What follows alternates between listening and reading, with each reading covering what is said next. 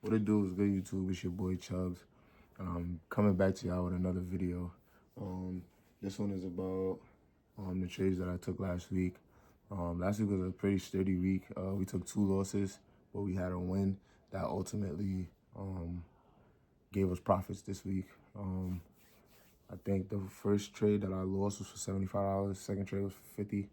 Those were the 2 losses that I took. But then the last trade, I made $275. So the trade that I won, it covered the losses and some. So I'm gonna show you guys the 2 losses and the win that I took this week. And yeah, stay tuned. Peace. Yo, what's good? So let me break down the trades that I took this week. It was 3 trades. Let me break down the trades and show y'all my 2 losses and my wins. So first loss was on XAU USD. Now on XAU USD, really what happened on here was I didn't wait for a pullback. You feel me? If I go up a time frame onto the hourly, I can see that where I was buying at was a high. As you can see, market structure, let me take this off real quick. Market structure is going like this. Hold on, let me move this back. Hold on, so y'all can see. All right, bad, boom. So boom, market structure is going like this, coming down, going up, coming down, and going up. I was buying at a high.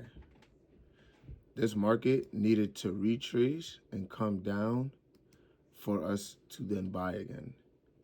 Come down, and once it came down, to buy again. Yeah, to buy again. Come down, to buy again. You feel what I'm saying? Market structure was clearly bullish, and I bought at a high. So, because I bought at a high, when the market retraced, it took me out and I lost. Unfortunate, you know, it happens, but I've learned from my mistakes and I'm ready for next week. So that was the first loss that I took.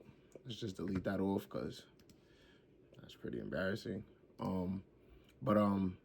That's the first loss that I took for the week. As soon as I seen it, I'm like, I know exactly why I lost. Perfect.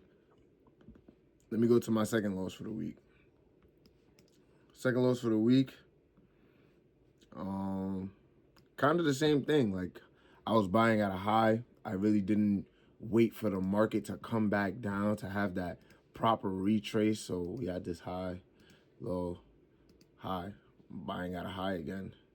We're above this area right here, so we're still at a high. What I should have done was wait for a retrace to keep going up. Unfortunately, this market didn't even keep going up. It wound up breaking structure to the downside. And that takes me right into my win. So boom, if I go to the 4 hour, hold on, let me click this off. So if I go to the 4 hour, right?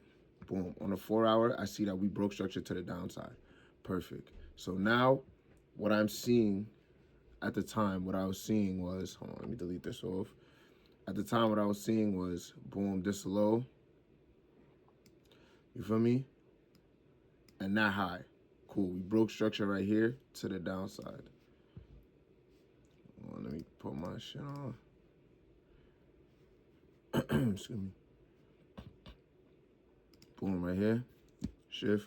We broke structure to the downside. We had this break of structure. On the pullback, I'm looking for entries. I learned my lesson. Gotta wait for the pullback. So boom, we came down, we broke structure. On the pullback, I'm looking for entries. So boom, we pull back up into our hourly order block. After we pull back into our hourly order block, I seen that we started consolidating. On this consolidation, I was looking for a shift of structure and then a shift of structure, a pullback, and then an engulfing. So boom, we have this high.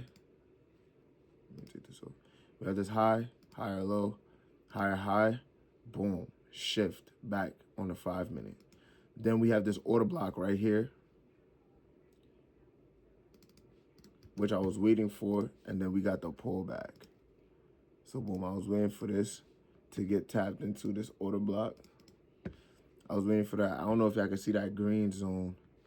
Let me see if I could just make it a little bit darker or make the lines You know what I'm saying? So y'all could see it a bit more. But this is what I was waiting for. That green box right there, that's what I was waiting for. I was waiting for price to go back up into that green box and then give me an engulfing candle. And that's exactly what it did. It went up. We didn't get our engulfing candle on the 5 minutes, so I went up a time frame to the 10-minute to see if we would get our engulfing, and boom, as you can see, it printed the engulfing candle. After it printed the engulfing candle, I got into my trade right here at 12:40. Usually I don't like to get in the trade after 12 o'clock, but the trade was setting up perfectly that I couldn't just allow it to just go and not get in, or at least have a chance at making some money. Boom. So we got in right here. After the engulfing candle stops right above the order block, and price continued to keep consolidating around this area, and then boom, it shot down. Now, I don't know if y'all been listening to the news and whatever, but if I am not mistaken, at this time right here in the market, Israel had just bombed Iran. You feel what I'm saying? It was around this time right here where Israel bombed Iran. Because this is on Thursday.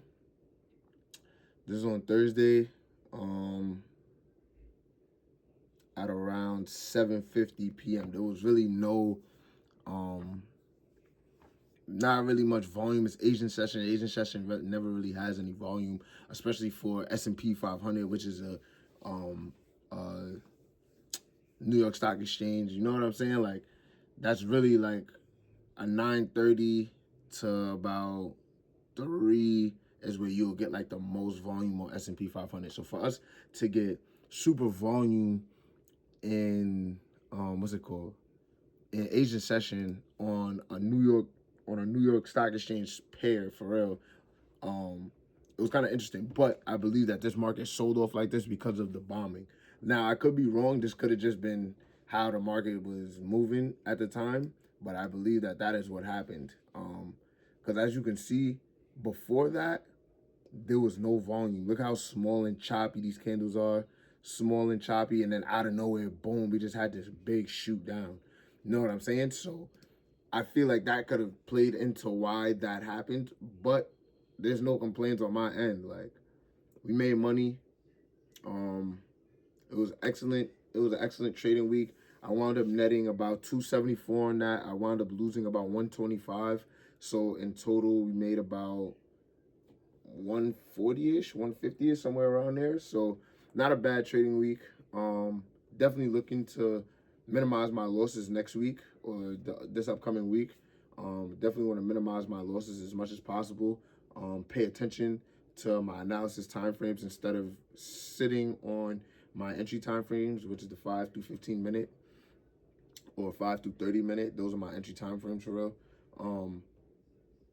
Instead of just, sitting there and analyzing what's going on every little candle, I need to stay on the 1 hour or the 4 hour candles and just see like what is happening in the market. Like, are we at a higher low? Are we at a lower high? Or whether we're looking to buy or sell. Like, I have to be able to, analyze on my analysis time frames so that when I go down to the lower time frames, it makes sense. You understand what I'm saying? So definitely, I have a lot more work to do. I'm gonna continue to work, continue to push out this content, and yeah, like, that's all that I have for this video. I have another video dropping in about, like, by the time y'all see this, the next video will probably already be out. I'm gonna just do a little analysis on what I'm looking for this week in the markets, and yeah, that's it. That's all that I have for you guys. Not a long video. Just wanted to show you guys my wins and losses, and yeah, see y'all in the next video. Peace.